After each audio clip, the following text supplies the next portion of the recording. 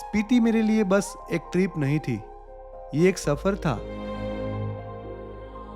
जहां हर मोड़ ने मुझे रुककर सोचने पर मजबूर किया। तो आज मैं आपको सुनाऊंगा अपनी स्पीति वैली की कहानी, जहां मैं अपनी वाइफ और 2 साल के बेटे के साथ गया था। एक ऐसी वैली जहां हर मोड़ पर आपको लगेगा कि आप किसी और दुनिया में आ पहुंच गए हैं। 11 जून की सुबह हम शिमला से निकले, पहाड़ों की घुमावदार सड़कों से होकर कुफरी, नारकंडा और फिर हाटू पीक टेम्पल पहुंचे।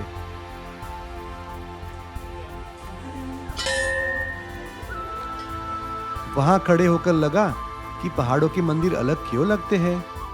शायद इसीलिए क्योंकि वहां शांति खुद भगवान है।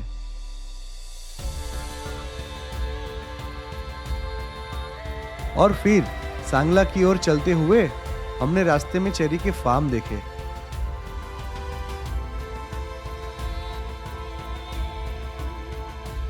वहीं रुककर पहली बार फ्रेश चेरी टेस्ट की। सच कहूं तो उसकी मिठास आज तक याद है।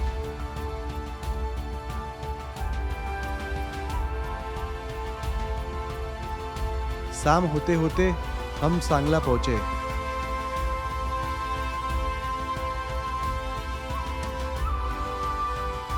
उस वक्त बस सफर की थकान और एक्साइटमेंट साथ थी।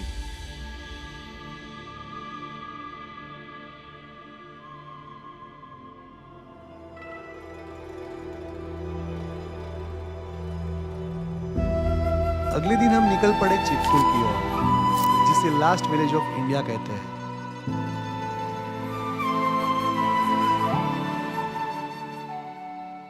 जून की धूप थी, सामने हरे पहाड़ थे और बीच से बहती बास्पा नदी।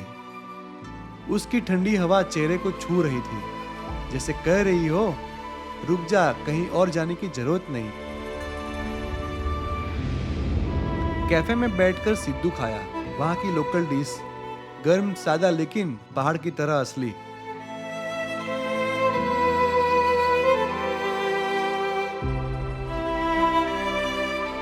उस छोटे से गांव ने सिखाया कि जिंदगी का स्वाद मसालों में नहीं, सादगी में छुपा है।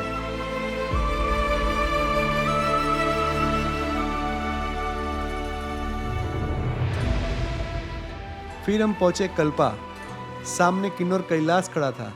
कल्पा ने मुझे सीख दी, छोटा होना भी खूबसूरत है, क्योंकि जब आप छोटे होते हो तभी आप विशालता को महसूस कर पाते हो।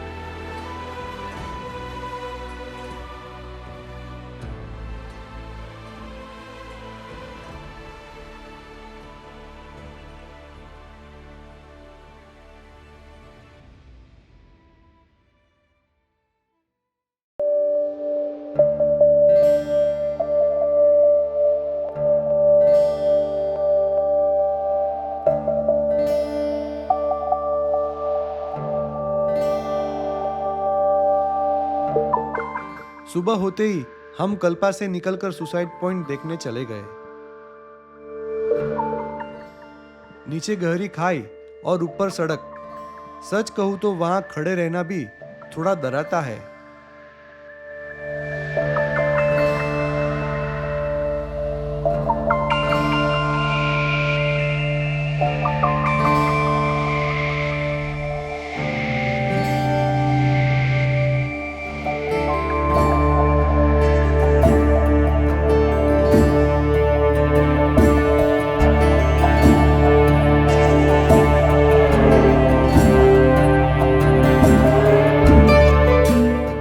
रास्ते में खाप ब्रिज आया। एक तरफ 2 नदियां मिल रही थी और मुझे लगा जैसे जिंदगी भी ऐसी होती है, कई रास्ते, कई धाराएं, लेकिन आखिरकार सब एक ही जगह मिल जाते हैं।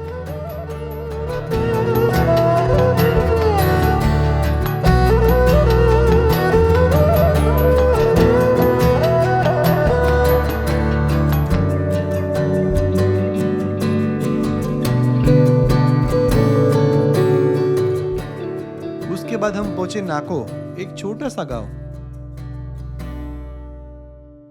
जहां की नाको मोनेस्ट्री और नाको लेक ने दिल जीत लिया। नीला पानी, चारों तरफ पहाड़, और हमने यहाँ पे बोटिंग भी की। ऐसा सुकून था कि दिल नहीं लग रहा था कि और आगे जाए।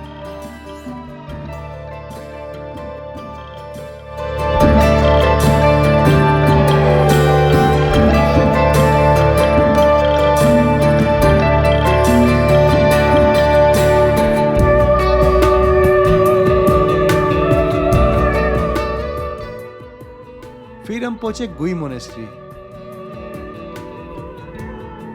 जहां 500 साल पुरानी मम्मी रखी हुई है। पहली बार मैंने ऐसा कुछ देखा।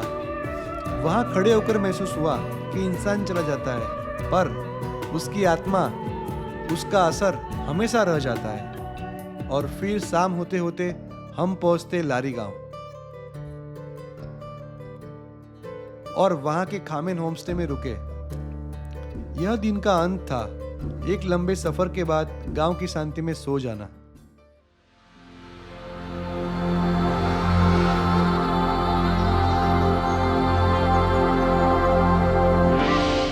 हम लारी से निकले ताबो के लिए।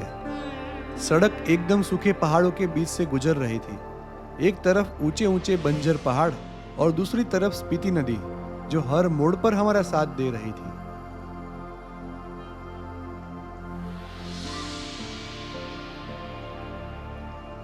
ये नज़ारे हरे भरे नहीं थे, लेकिन अपनी सादगी और खामोशी में बहुत गहरे थे।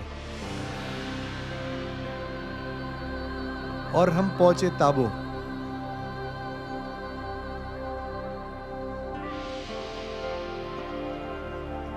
ताबो, जिसे लोग अजंता ऑफ हिमालय भी कहते हैं। ये मोनेस्ट्री 1000 साल से भी पुराना है। अंदर जाते ही दीवारों पर बनी पेंटिंग्स, मूर्तियां और वहां का सन्नाटा सब एक अलग ही दुनिया का एहसास दिलाते हैं। इतने सालों से, इतने मौसमों से ये मोनेस्ट्री खड़ा है, मानो समय को भी चुनौती दे रहा हो। यहां बैठकर लगा कि इंसान चाहे जितना बड़ा हो जाए, समय और विश्वास उससे हमेशा बड़े रहेंगे।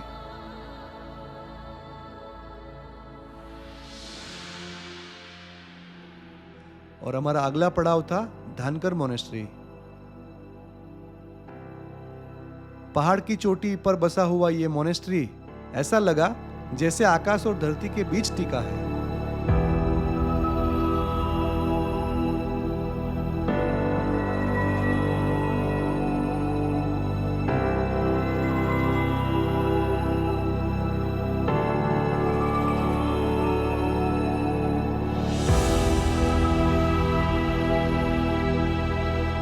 धानकर ने सिखाया कि कभी कभी सबसे कठिन जगहों पर ही सबसे मजबूत आस्था मिलती है।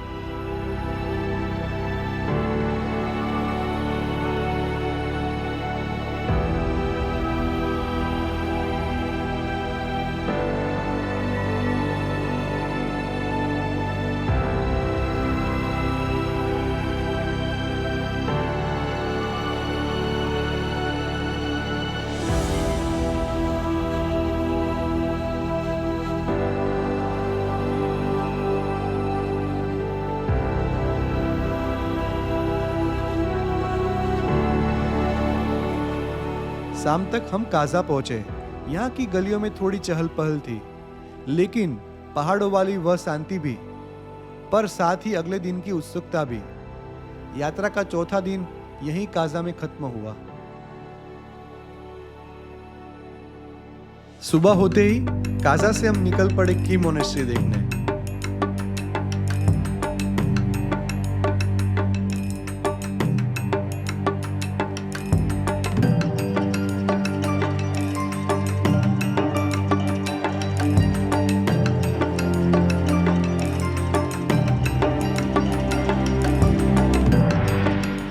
जैसे ही हम वहां पहुंचे तो कुछ छोटे छोटे मॉन्क्स खेल रहे थे। उनकी मासूम मुस्कान और खेलों की आवाज ने मुझे ये सिखाया कि सच्चा सुख बाहर की चीजों में नहीं, बल्कि भीतर की खुशी और शांति में होता है।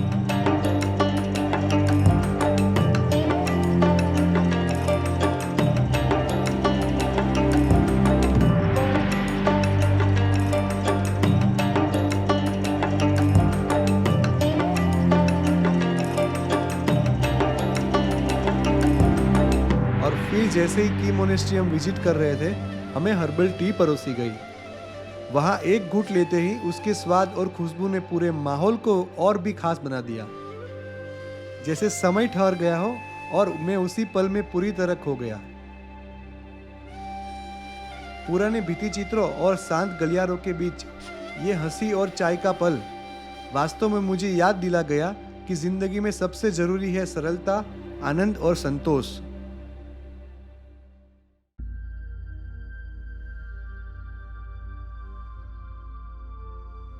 उसके बाद हम पहुंचे चिचम ब्रिज, एशिया का हाईएस्ट सस्पेंशन ब्रिज। नीचे गहरी खाई और ऊपर ये पतला सा रास्ता। गाड़ी जब ब्रिज पर चली तो सच कहूं तो दिल थोड़ी देर के लिए रुक सा गया।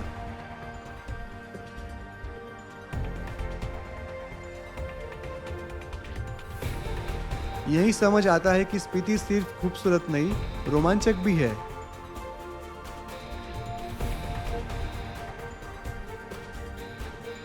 फिर हम पहुंचे कोमिक, एशिया का सबसे ऊंचा गांव। यहाँ हवा पतली थी लेकिन सुकून बहुत गहरा। मोनेस्ट्री के आंगन से दिखती चोटियां जैसे आसमान को छू रही हो। और यही मिला दुनिया का सबसे ऊंचाई पर बना रेस्टोरेंट, जहां गर्मा गर्म पिज्जा खाते हुए ये एहसास हुआ कि स्वाद सिर्फ जगह से नहीं बल्कि उस पल की खासियत से भी बनता है। और फिर हिकिम, दुनिया का सबसे ऊंचा पोस्ट ऑफिस।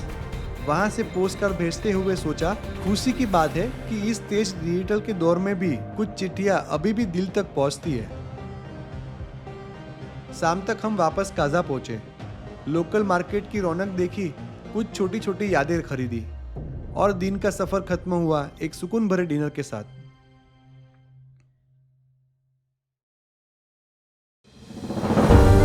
आज का दिन सबसे लंबा सफर था। काजा से निकलकर हमें चंद्रताल होकर मनाली पहुंचना था। सुबह बहुत जल्दी निकलना पड़ा क्योंकि रास्ता लंबा और चुनौती भरा था।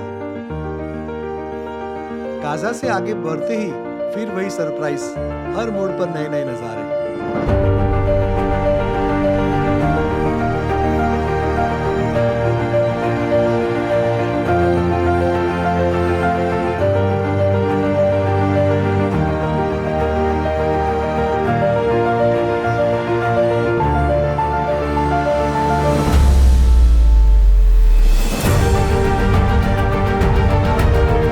कुछ ही देर में हम पहुंचे लोसर, जहां गरम गरम नाश्ते ने थोड़ी ऊर्जा दी।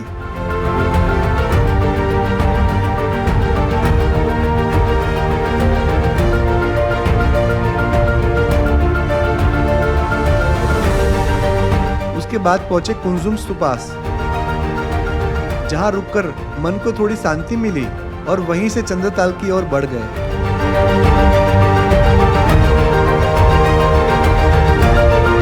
लेकिन सफर आसान कहाँ था। एक जगह पानी का तेज बहाव था।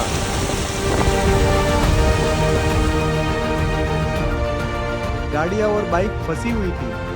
हमें भी लगा न जाने ट्रैफिक कब क्लियर होगा। जब आगे बढ़े तो हमारी कार भी पानी में अटक गई, पर किसी तरह निकालकर आखिरकार पहुंच ही गए चंद्रताल।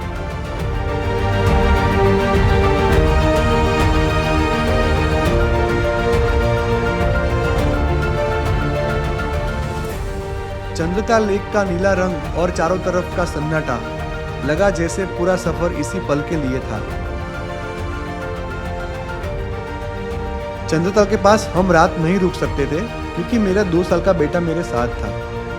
और जब मैंने देखा कि मेरा बेटा लेक के किनारे छोटे छोटे पत्थर उठाकर पानी में फेंक रहा था, तो लगा जैसे वो अपनी दुनिया में खो गया हो। वास्तव में ये मेरी यात्रा का सबसे यादगार पल बन गया।